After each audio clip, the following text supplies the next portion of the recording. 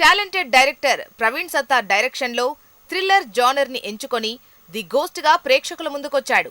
దసరా కానుకగా October 5న release అయిన 3 చిత్రాల్లో ది గోస్ట్ సరైన ఫలితాన్ని రాబట్టలేకపోయింది. తొలి రోజు ఓపెనింగ్ కలెక్షన్స్ నిరాశపరిచాయి. పోటీలో నిలిచిన megastar Chiranjeevi God father remake చిత్రం కావడంతో ది గోస్ట్ పైనే బజ్ క్రియేట్ అయింది. కానీ వెండితెరపై ది గోస్ట్ చిత్రం ప్రేక్షకులను మెప్పించలేకపోయింది.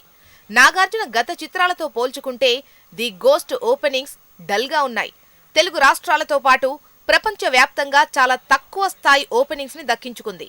నిజాంలో 57 లక్షలు, సీడెడ్లో 24 లక్షలు, ఉత్తరాంధ్రలో 31 లక్షలు, తూర్పుగోదావరి జిల్లాలో 23 లక్షల షేర్ను సాధించింది.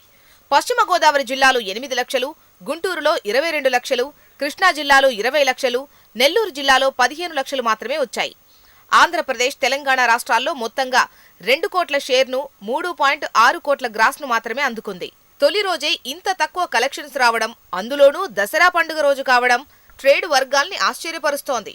21 కోట్ల బిజినెస్ చేసిన ది గోస్ట్ బ్రేక్ ఈవెన్ ను సాధించడం కష్టమే అంటున్నారు ట్రేడ్ పండితులు.